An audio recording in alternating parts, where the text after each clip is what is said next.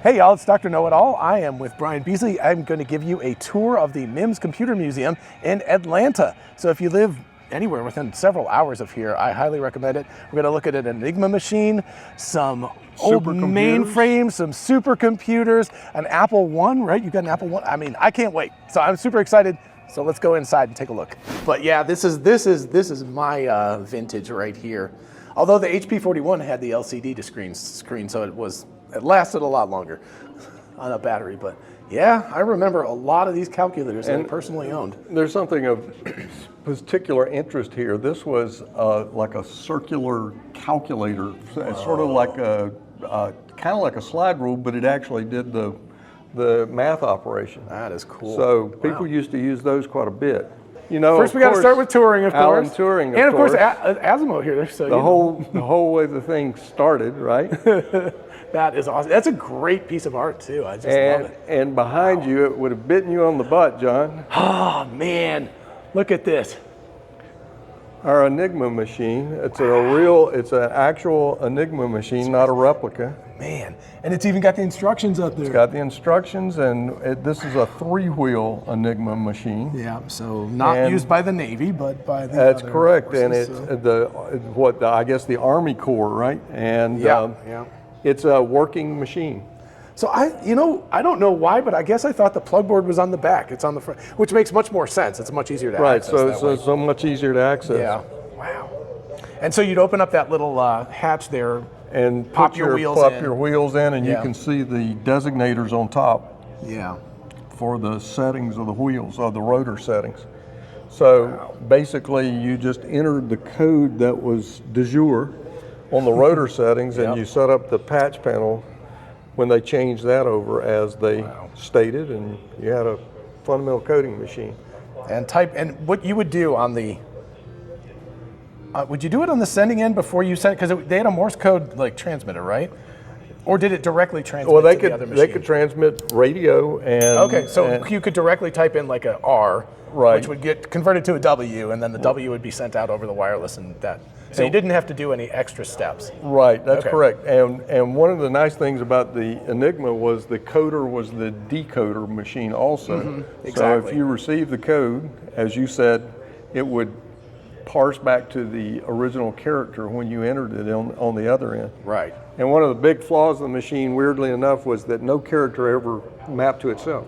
And that was one of the things that allowed them to break the code. You have to think in a certain way like a decryptor to think that would be an advantage, but there you go. And in the museum here behind the... This is great, yeah, I love the displays. You can spend forever just reading all this stuff. We have a really nice explanation and diagrams of the whole thing, so I'll let you take a shot of that.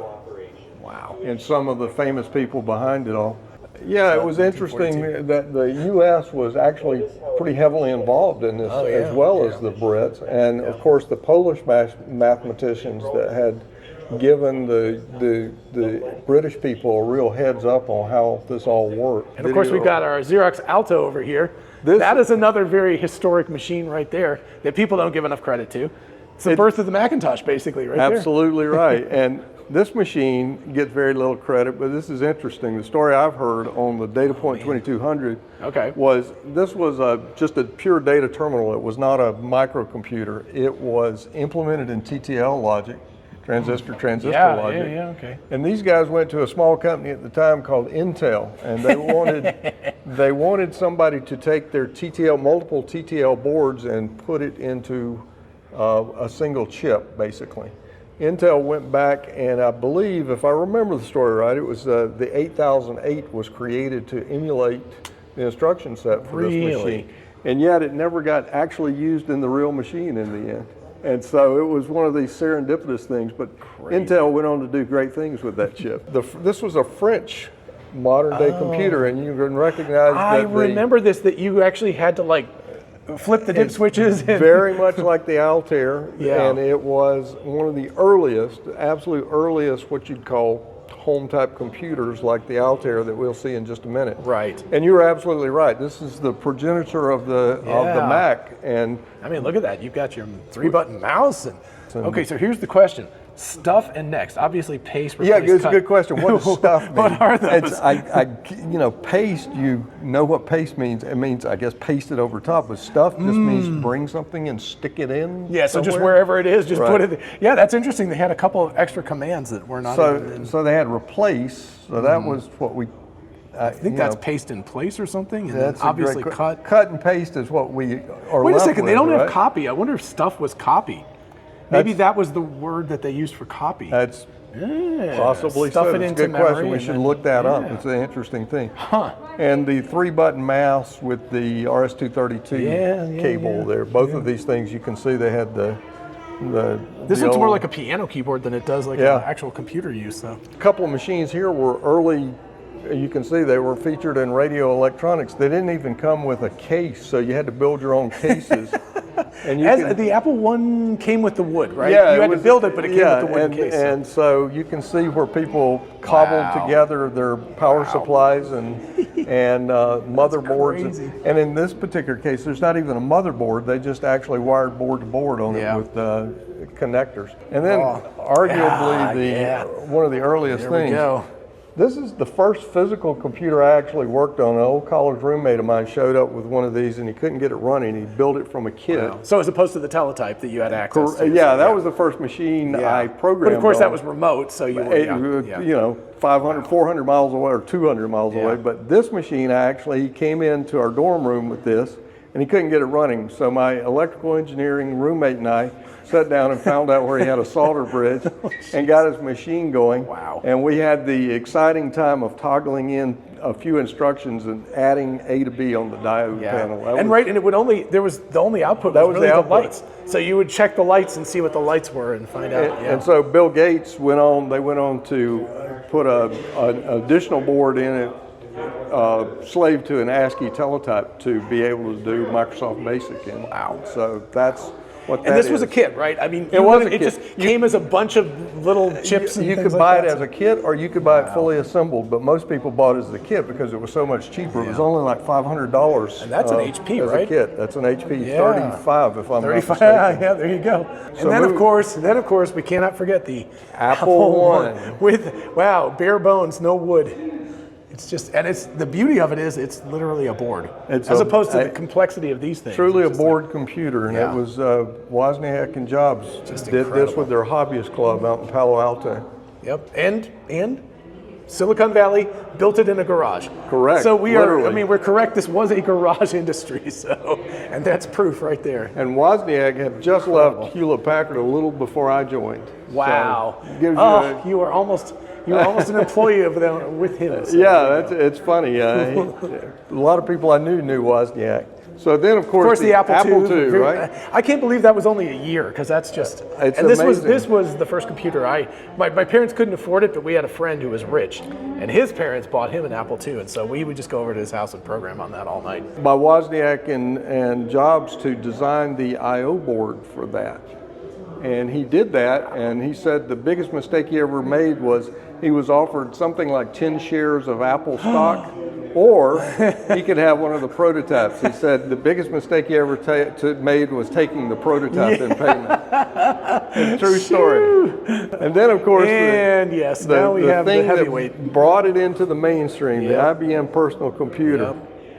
Whether it's true or not, I heard that a bunch of Intel field engineers are the people who actually designed it to try to get Intel chips sold for IBM, because IBM was the big iron. Yeah, so they figured they could just attach their name to it and get a lot of sales, which was probably very wise, if that is indeed the case. So the Boca group, now that may or may not be true, but that's the story I've heard. Now, the next one is very important, because everybody who's ever heard of the Osborne effect is absolutely right here. This is exactly what got killed when they announced the Osborne 2. And basically, I think I can tell that story effectively. There we go. At Osborne, at a trade show, had a very, very popular IBM clone. And it was somewhat portable. We call it luggable these days. But you can see, you could close it up. And the keyboard here attached to the bottom, and it was totable like the compact machine here. I think it weighed something like 40 or 50 pounds, right? It was pretty heavy to take on a plane, and we thought it was great. But it had dual floppies and a CRT and a keyboard, and so everybody thought it was great. And it was a pretty fast machine. So at a trade show, after the Osborne was introduced and it was selling quite well, they made the mistake of talking about, if you like this machine, you're really going to love the Osborne 2. And everybody asked them about the specs of it, and they told them the specs they expected. And everybody decided, wow, that is so wonderful, I'm going to wait until the Osborne 2 comes out. So consequently, the sales of the Osborne 1 dried up, and it caused the business to go bankrupt. So that's what is called Osborning literally yourself. is the Osborne that created the Osborne effect. So there we go. Okay, now this one I have actually never seen in person before, even though it is. This is basically the Apple Macintosh progenitor. Granddaddy, right? Daddy, I mean, or grandmother, I guess. Right? Yeah, it's the Lisa after all. The Lisa, I actually saw a demo of this machine. I didn't realize it had Lisa just like written on there. That's beautiful. I saw a demo of this machine in the early days in Silicon Valley when I worked for a big company out there, and we were just blown away because when you look at the size of the screen, the dual floppies, and it had the full graphical user interface. Yeah, and it had mouse. Had a great mouse. Uno. And the only problem was it was a pretty expensive machine. And consequently, that was the downside. Jobs came back and said, we got to make a more affordable machine. Which we're going to whip cut right over here, too. Look at right now. But so the Lisa had it all, but this is the affordable version of the Lisa. So this was my first computer I ever bought. My grandparents gave me $5,000 for college, and I spent all of it on this machine. This computer. And the printer that went with it. It was $5,000 for both, or about $5,500 for both. And I can't believe how small this thing is. I'd forgotten just how little this is. It is puny. But I think that was part of the magic, because even the Lisa, you look at this is a big beast. Oh, it is. And this is just, and it has a handle right back here. I remember this well. Speaking of luggable, you could just pick it up and take it anywhere you wanted. And it didn't even have the SCSI ports or anything. It just had some serial. And it had the micro floppy at the time, which was a big innovation. Sony developed that. I think they had the technology. If I'm remembering correctly, they had the technology, but they had no customer. And Steve Jobs was like, I need to do something smaller than this because the 5.1-inch floppy disks are too big. And so it was a marriage made in heaven. They were able to make a smaller machine. And then, of course, we have Steve Jobs' next job. His next job. It's almost a funny pun, isn't it? Exactly. When Steve Jobs was removed from Apple, and they finally figured out the error of their ways. But in the meantime, Steve Jobs went off to create the NeXT computer, which was a Unix-based computer, and it was pretty profound in terms of its capabilities at the time. But you don't see a lot of those. And by the way, anybody who uses a modern-day Macintosh owes, because the software was NeXT software. I mean, that was what became OS 10. And then, of course, the very, very famous iMac from '98, which was that brought Apple back from the brink of disaster. Yeah, indeed it did. And here they have the various versions of the floppy disk, going from the old big 8.5-inch floppies. Yeah. This was it. The Macintosh's huge debut. The 3.5-inch floppy disk. The 5.5. And I remember the video disc. That was 8-inch. That was a big deal. Wait, I got to go back to the Norton bomb sight. All right. I mean, come on, that's pretty cool. I see why they renamed this from the Computer Museum, because it's so much more. So yeah, that was a crazy. The interesting thing is that everyone that talks about it now said it was complete garbage. It didn't work at all.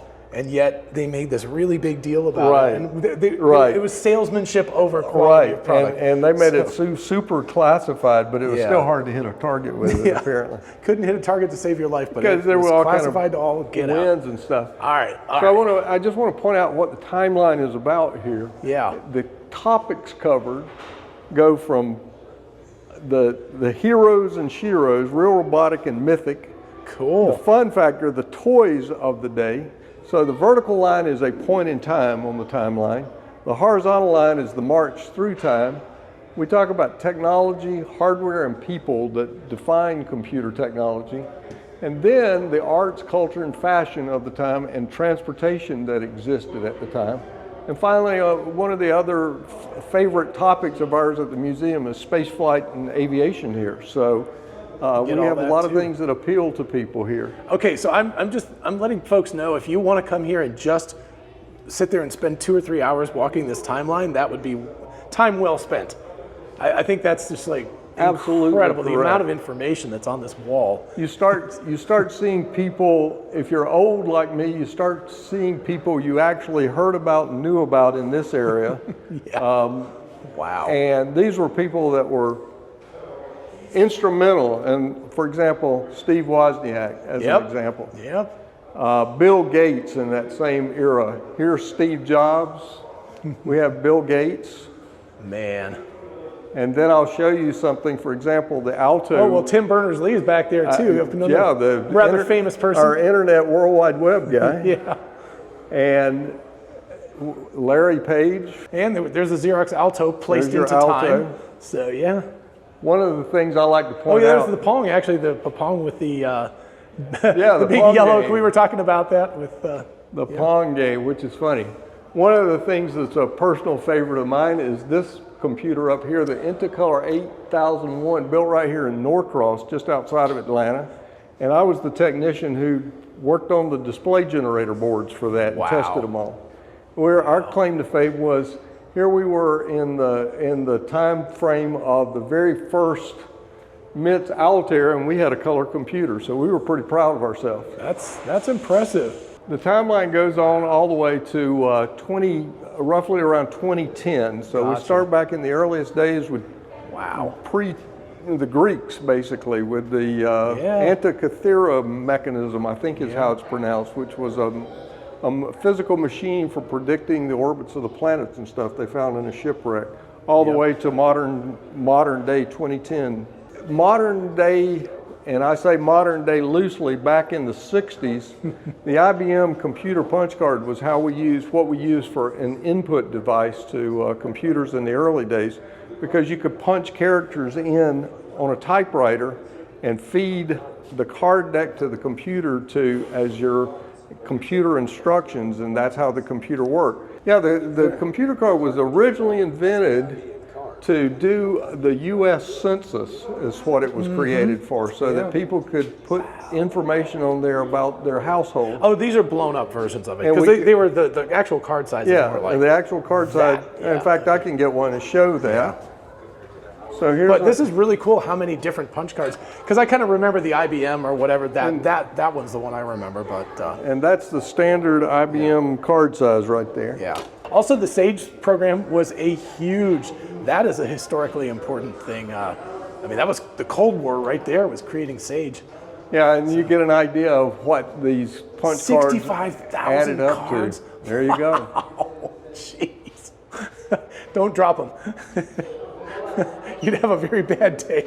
The earliest days of computer work, a computer concept came from something very lowly.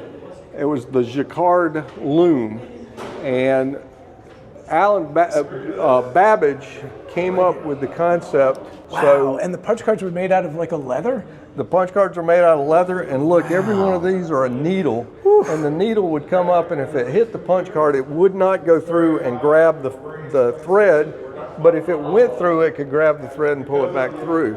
And so consequently, you could weave these patterns with the Jacquard loom. We're moving into our mini computer area, and our museum actually has representations of all the major machines. Here is this was a real innovation, an electronic analog computer, and this happens to be a hybrid computer because eventually they learned to hook up digital techniques as inputs into the analog computers.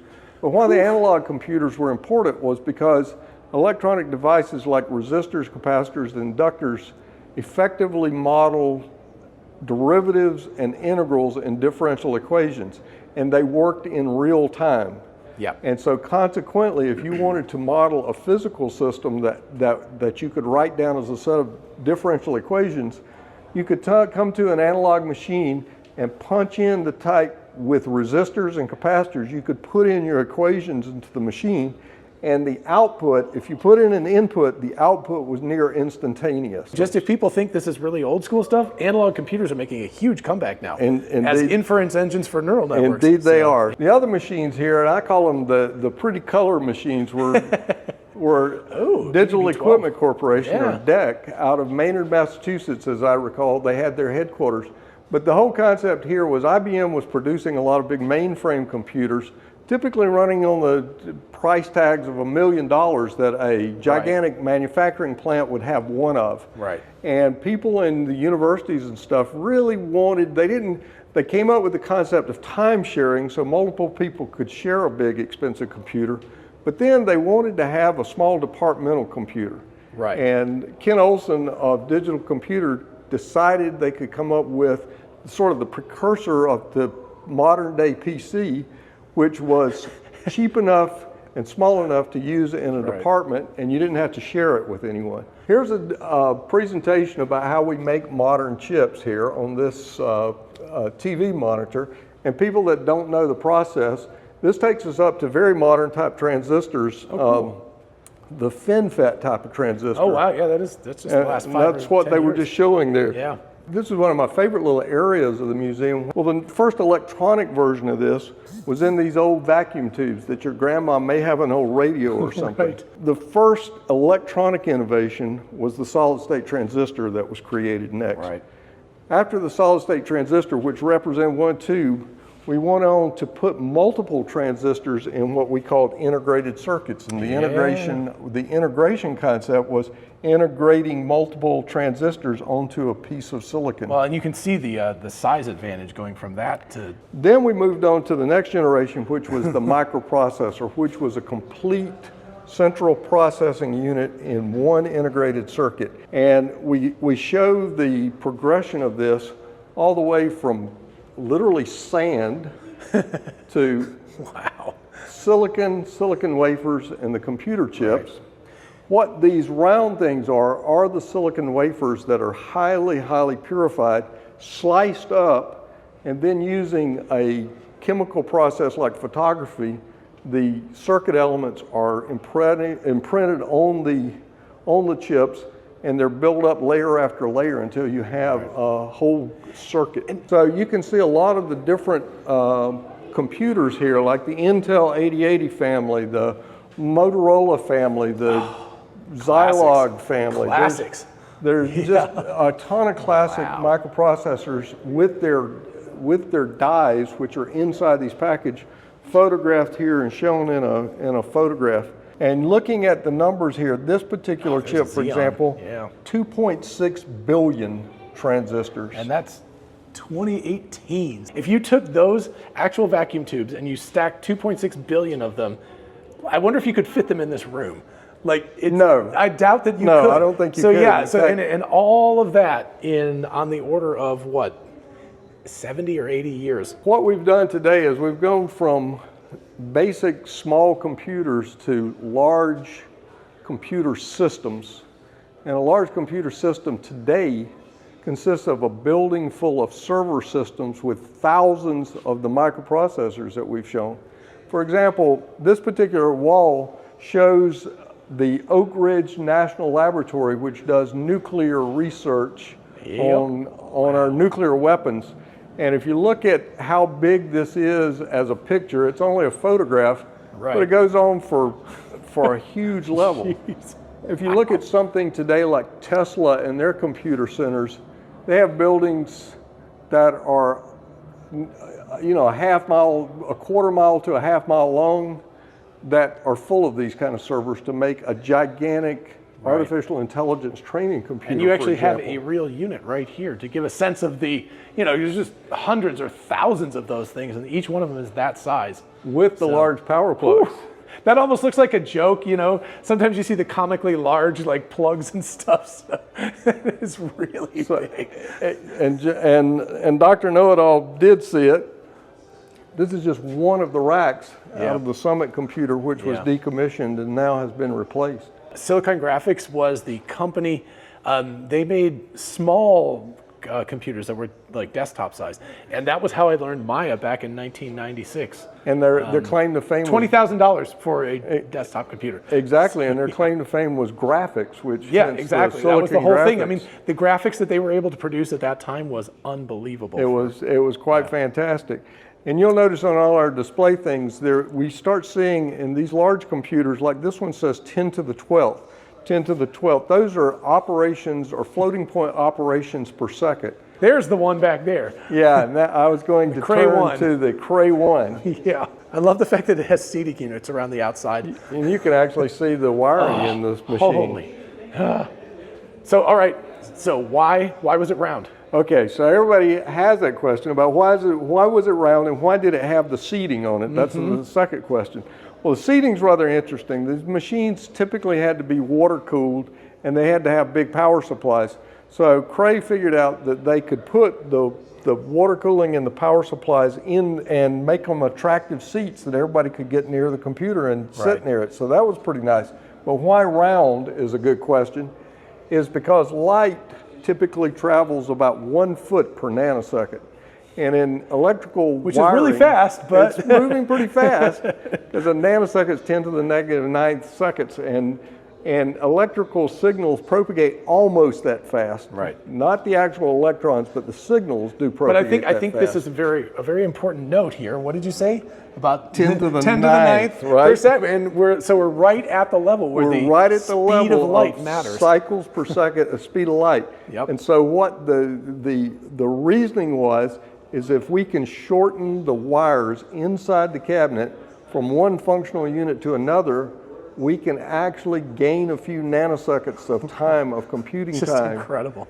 And so by wrapping it around in a circle, they can minimize the path length between computer modules inside the machine, and that's why they built it round. And by the way, we got more Crays. We've got more Crays, and they get faster and faster. And this particular computer is called the connection machine. It was a machine made famous by the artificial intelligence crowd because it has 64,000 CPUs in it. And they were small individual CPUs, and each one of the lights is not a register, but it's the state of an individual processor. Wow. You know, these machines were so power hungry that they had to be bathed in liquids. So this machine, for example, is nothing more than the care and feeding of the computer. It's the pumps to circulate fluid through the computers. This was an interesting concept here. Seymour Cray once said, "Which would you rather have plow your field, 2 strong oxen or 1,024 chickens?" This is a little like the story of Ken Olsen of DEC of who would want a PC. Seymour Cray and Gene Amdahl were of the mindset that the fastest computer was a single, very fast computer and not a bunch of parallel machines, because the slowest piece of code would slow the entire computation down. But with parallel processing techniques, we figured out how to get around some of those bottlenecks. And so in the end, the 1024 chickens won. And so here, this brings up your exact question.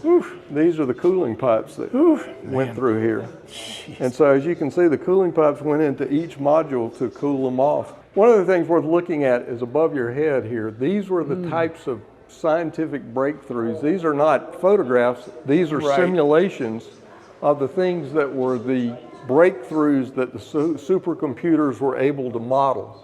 And like, for example, viruses here, fluid dynamics for aircraft, medical research about tumors, DNA and protein folding here, the complexity of DNA and how it folded up, the cosmology of the universe, how the universe came about and what the radiation patterns were. Here we have pictures from Venus, and this was the Magellan photograph of Venus using radar false color stuff. And we go into another area. Everybody recognizes special effects from the movies with things like the Terminators, not the Terminator himself, but the later versions of Arnold were computer generated. The SGI, yeah, these were very important machines to the history of CGI. One of the things interesting about the simulation for Tesla is they're working on their full self-driving concept, and if they get it perfected to the point that it's working well, they'll want other people potentially will want to license it. Right. But if you didn't have the simulation so that you could move the viewpoint of the cameras to different areas, you couldn't port that neural net information over to a different car. But with the simulator, you can have different camera placement on other manufacturers' cars and quickly get it up to speed. And you see wild simulations like the Matrix where there are alternate realities and things. Metropolis from 1927, for example. And everybody remembers the really first artificial intelligent computer. And I'm sorry, Dave, I can't tell you where it came from. And our favorite friendly robots. Elon was just talking about them in the shareholder meeting. I'm going to go ahead and cut this now because I think we need a whole other video for the space stuff. And I'll do it. But anyway, thank you. All right, we'll be back.